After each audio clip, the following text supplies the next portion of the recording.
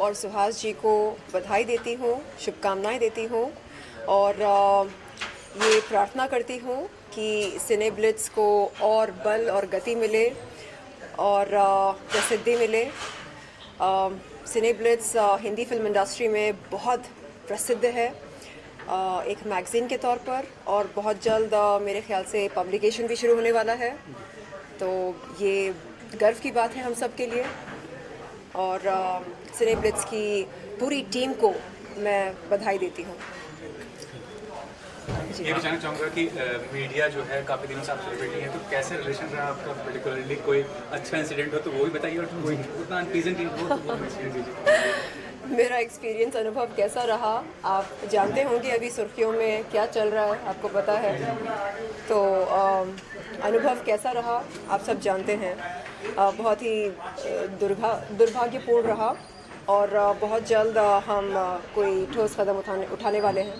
ये जानना चाहूँगा कि ये जो चीज़ है, आप नहीं और भी लोग अपोज कर रहे हैं, लेकिन अपोज करने से वो रिजल्ट नहीं आ पा रहा है, ना तो चैनल्स ना तो कोई बिग शॉट आपको सपोर्ट कर रहा है इंडस्ट्री का, तो कितना ज़्यादा वीक महसूस कर रहे हैं इस चीज़ को लेकर, या कितना ज़्यादा पॉजिटिव कहा जाए आप? देखिए, जो मुहिम हमने शुरू की है उसे बहुत ज़्यादा बल और गति मिल रही है।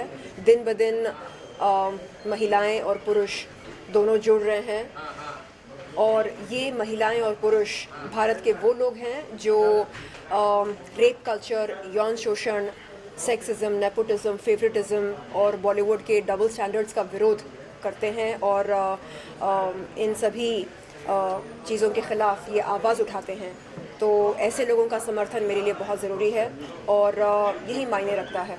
ये प्रॉब्लम तो काफ़ी दिनों से है, ये ऐसा नहीं कि कोई नई चीज़ है, एक्सप्लॉयटेशन होना या जो भी चीज़ नेगेटिव एस्पेक्ट है, लेकिन रिजोल्यूशन क्या है इसका आपकी समझ से, आगे अगर कुछ ऐसा ना हो उसके लिए? जी, ये जो आपने बात कही है ये बहुत अच्छी बात है। आगे चलकर दूसरी महिलाओं का यौन शोषण ना हो और दूसरों के साथ ज़्यादती ना हो, ख़ास तौर पर उन लड़कियों के साथ जो छोटे शहरों से यहाँ पर आते हैं बड़े बड़े सपने लेकर, तो उन्हीं के लिए हम ये मुहिम चला रहे हैं और चाह रहे हैं कि बॉलीवुड के सभी निर्माता, निर्देशक और अभिनेता अभिनेत्री ये सब जान जाएं कि अब ये सब नहीं चलेगा बॉलीवुड में, न केवल बॉलीवुड में, इस देश में नहीं चलेगा, क्योंकि हमने बहुत कुछ सहा है और अब इन लोगों को मालूम होना चाहिए कि कानून के दायरे में ये भी आते हैं, ये कोई तुर्रम खान नहीं है और ऐसा नहीं है कि अपनी मनमानी करके ये लोग बगैर किसी सज़ा के खुलेआम घूम सकते हैं या किसी भी शो में जाकर भाग लेकर वहाँ पर अपनी हीरोगिरी दिखा सकते हैं। नहीं, कानून हम सब के लिए एक समान है। Don't you think organisation should be form जिसमें कि सारे लोग हों, लीगल वहाँ पे लॉयर्स हों, पॉलिटिशियंस हों, जर्नलिस्ट हों, जितनी पावरफुल मीडियम से जुड़े लोग हैं, उनका एक समूह होना चाहिए जो कि एक्शन ले सकें और जो कि एक रिजल्ट आ जाए इस चीज़ को लेके। अगर कुछ ऐसा इंसिडेंट होता है किसी के साथ, लड़कियों के साथ, लड़के के साथ भी होता है, ऐसा नहीं कि लड़कियों के साथ होता है, एवरी डिफरेंट फेस सर्कमस्टेंस, उसके बारे में बताइए। मैं धन्यवाद देना चाहूँगी अपनी लीगल टीम को, फाल्कन लीगल, सैफ जी और सुहेल जी, जिन्होंने मुझे हिम्मत दिया, हौसला दिया और मुझे कहा कि देखो, निराश होने की ज़रूरत बिल्कुल नहीं है, हम आपके साथ हैं और कानून के दायरे में रहकर जो भी हम कर सकते हैं आपके लिए, जितना भी सहारा दे सकते हैं हम बिल्कुल देंगे और पीछे नहीं हटेंगे। तो जब लॉयर्स इस तरह की भावना रखते हैं विक्टिम्स के प्रति, तो सहानुभूति मिलती है, हिम्मत मिलती है, हौसला मिलता है और बहुत अच्छा लगता है। ऐसा लगता है कि हम अकेले बिल्कुल नहीं हैं। पहले ये हिम्मत नहीं थी, क्योंकि पहले साजिद खान, फिरोज़ खान, ये जो खान गैंग है, इनका सामना करने के लिए ज़रा भी हिम्मत नहीं थी। डर लगता था ये सोचकर कि अगर हम शिकायत करने जाएंगे तो क्या पुलिस प्रशासन कार्रवाई करेगी, एक्शन लेगी या नहीं। आखिरी सवाल, शासन प्रशासन से आप क्या, जुडिशरी से क्या अपील करना चाहेंगे? जिस तरह के मामले आ रहे हैं पूरे कंट्री में, जी, जुडिशरी से और शासन प्रशासन से क्या कहना चाहेंगे? जी, लोग पूछते हैं आपने शिकायत क्यों दर्ज नहीं कराई, शिकायत ही दर्ज नहीं कराएंगे तो एफआईआर कैसे दर्ज होगी। उन लोगों से मैं कहना चाहूँगी कि मैं शिकायत दर्ज करने आज के आज पुलिस चौकी जा सकती हूँ, लेकिन क्या पुलिस प्रशासन मुझे ये आश्वासन दे सकता है कि वो कार्रवाई करेंगे, निष्पक्ष होकर वो एक्शन लेंगे? तो मेरा ये निवेदन है पुलिस प्रशासन से कि जब हम पीड़ित महिलाएं आपके पास आएँ तो आप प्लीज़ हमें नज़रअंदाज ना करें, हमारी शिकायत को सीरियस लें और शिकायत के चलते आप FIR दर्ज करें साजिद खान के खिलाफ। लास्टली शादी के बारे में जब से आपने बोलना शो किया तो क्या लगता है आपको आउट करेंगे कलर्स टीम जो प्रोडक्शन हाउस है कोई भी एक्शन ले नहीं रही इस चीज़ को लेकर? देखिए, भारतीय जनता सिने टीवी कामगार संघ है और मैं उसका अध्यक्ष हूँ। साजिद खान से मैंने भी एक बार लड़ा था सैदा पूजा में, और चूंकि मैं बाहर था भी मुझे पता चला है, तो मैं आपके आप लोगों के माध्यम से ये साजिद खान को और उस चैनल को भी साफ चेतावनी देता हूं कि कल से सरलीन चोपड़ा जी की लड़ाई में हमारा भारतीय जनता सिने टीवी कामगार संघ पूरे दमखम से लड़ेगा। धन्यवाद सर। लास्ट व्यू आप बहुत नहीं आउट ये करते तो बहुत बड़ी बात कही सर आपने। मैं हूँ आपके साथ, मैं तो इसे लड़ते रहता हूँ, आप काफी देखें लड़ाई लड़ी है कंट्री के लिए। खूब लड़ा हूँ। What is action you want to take? नहीं, बिग बॉस को ये अच्छी तरह से जान लेना चाहिए कि अगर हमारे molester, habitual offender, habitual sexual predator Sajid Khan को अपने घर से बेदखल नहीं करेंगे तो हम हमारे केंद्रीय मंत्री श्री अनुराग ठाकुर सर से ये गुजारिश करेंगे कि बिग बॉस का टेलीकास्ट रद्द कर दिया जाए। ऐसा नहीं चलेगा, ये गुंडागर्दी नहीं चलेगी। हॉलीवुड में जो मीटू एक्यूज्ड थे हार्वे वेनस्टीन, इस समय वो जेल के सलाखों के पीछे बंद हैं, और बॉलीवुड के मीटू एक्यूज्ड साजिद खान क्या कर रहे हैं? हाँ, बिग बॉस के घर में आराम फरमा रहे हैं। क्या ये सही है? क्या ये हम पीड़ित महिलाओं के मुंह पर एक करारा तमाचा नहीं है? ऐसा करने का हक नहीं है बिग बॉस को। मैं बता रही हूँ, अगर साजिद खान को तुरंत तत्काल बिग बॉस के घर से बेदखल नहीं करेंगे तो हम केंद्रीय मंत्री, minister for broadcasting and information Shri Anurag Thakur sir से गुजारिश करते हैं, अपील करते हैं कि वो बिग बॉस का ब्रॉडकास्ट रद्द कर दें। चलिए दीपक सर, क्या कहना चाहेंगे? ब्रिज इंडिया का इनोवेशन हुआ था बड़े पैमाने पे, दिल्ली, मुंबई लॉन्च हो चुका है, तमाम जगह लॉन्च हो रहा है, क्या कहना चाहेंगे सर? देखिए, ब्लिट्स को आज बम्बई में सबसे आज प्रसन्नता का दिन है, सबसे ज़्यादा उत्साह का दिन है कि उसका 1 महीना पूरा होने के बाद दिल्ली में फूल सिंह जी ने जिस तरीके से संकल्प लिया था और 15 सितंबर को इस बात की घोषणा की थी कि हम इसको 1 महीने के अंदर ऐसी ऊंचाई पर पहुंचाएंगे कि जहां से एक उत्साह बनेगा, एक मोमेंटम बनेगा यात्रा। और आज ये बड़ी प्रसन्नता का विषय है कि बम्बई से ही आज 15 तारीख को, 15 अक्टूबर से ईस्टर्न इंडिया में, नॉर्थ ईस्ट में, आसाम में और पश्चिम बंगाल में 2 जगह से इसकी शुरुआत होने की पूरी रूपरेखा तैयार हो गई है और बहुत जल्दी ही सिने ब्लिट्स का खाका तैयार हो गया, इसके साथ निकलेगा। और हम मराठी वाला भी जो ब्लिट्स है उसकी भी तैयारी बिल्कुल अंतिम चरण में है। बहुत ही शीघ्र ये सारे जो अखबार के साथ एक नए रूप में आपके सामने सारा अखबार आएगा। Thank you sir.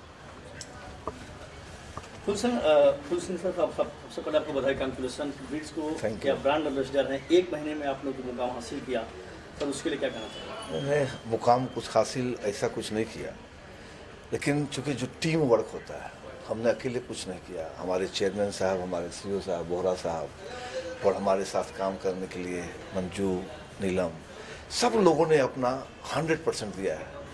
और मेरी कोशिश है कि मैंने 3 महीने का टारगेट लिया है। इस 3 महीने के अंदर इस देश का कोई भी ऐसा राज्य नहीं होगा, कोई ऐसा राज्य की भाषा नहीं होगी जिसमें ब्लिट्स नहीं मिलेगा।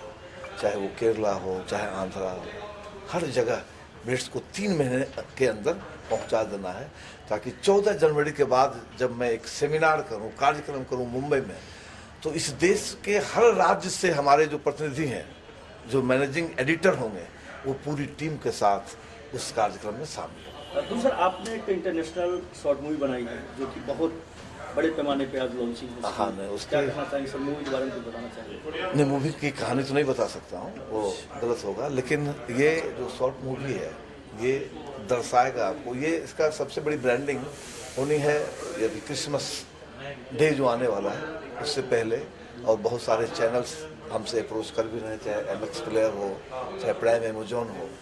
तो देखते हैं, हम कलाकार हैं, हम तो कोशिश करेंगे 100% देने का।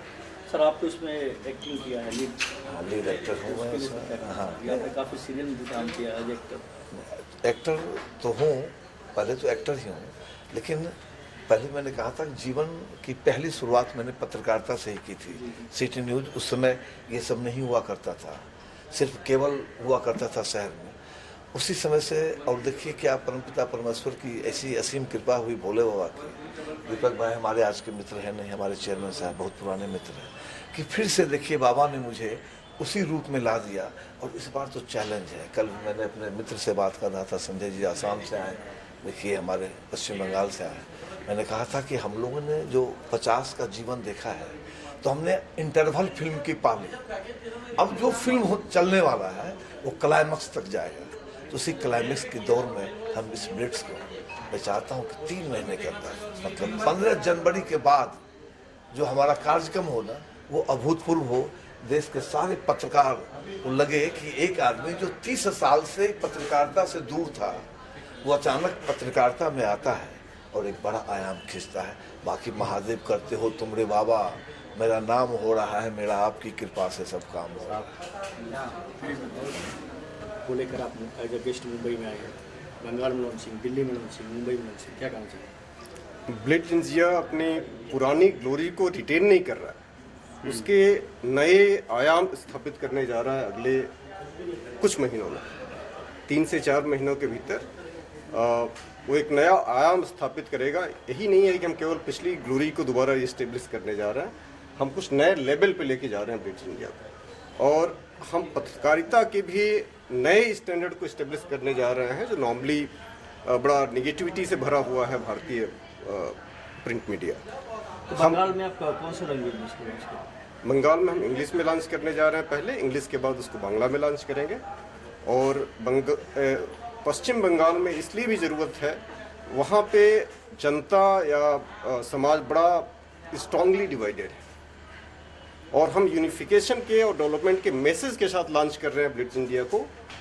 हम केवल पॉलिटिकली अपने को प्रेजेंस को दिखाने के लिए लॉन्च नहीं कर रहे हैं।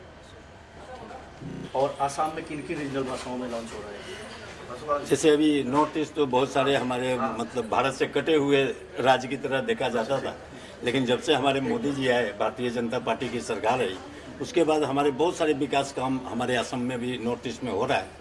और ये ब्लिट्स इंडिया के साथ हम लोग जुड़ के जो हमारी विकास के जितने भी कार्य हुए हैं, जो कि वो नेशनल लेवल पे नेशनल वाइड वो नहीं आ पाता है, वो वहाँ हमारे क्षेत्रीय भाषाओं में ही उनका ज़्यादा ये रहता है। इसलिए हम लोग इस ब्लिट्स इंडिया के द्वारा हमारे जो भी विकास के काम हैं, उसको हम लोग चाहते हैं कि ये भारतीय स्तर पर सारे लोग उसको देखें, जाने, हमारे नॉर्थ ईस्ट के बारे में जाने। बहुत अच्छे लोग हैं वहाँ के, और हमारा डोनर मिनिस्ट्री स्पेशल एक बनाया हुआ है जो नॉर्थ ईस्ट के विकास के लिए, प्रत्येक जितने भी मंत्रालय हैं उसमें का 10% हमारे वहाँ के विकास के लिए लगता है। डोनर मिनिस्ट्री अलग से दिया गया है। इसलिए हमारा जो भी विकास का काम होगा वो ब्लिट्स के द्वारा हम अपने पूरे देशवासियों को दिखाना चाहते हैं। फिलहाल तो हम लोग इंग्लिश में ही अभी शुरू करेंगे, इंग्लिश और हिंदी, लेकिन आने वाले बहुत कम समय में हम लोग उसको आसामीज पेपर में भी उसको कन्वर्ट करेंगे। आप एक सीनियर हैं, काफ़ी बड़े वरिष्ठ पत्रकार हैं, काफ़ी पेपर को आपने लीड किया है। ब्लिट्स को ऊंचाई पहुंचाने के लिए मुंबई में किस तरह की प्लानिंग चल रही है? ऐसा है, दीपक जी और फूल सिंह जी के इनके जो कार्य हैं, जैसे प्लान कर रहे हैं, उसको अमली जामा पहनाना मेरा काम है, सो वैसे मैं करता हूँ। ठीक।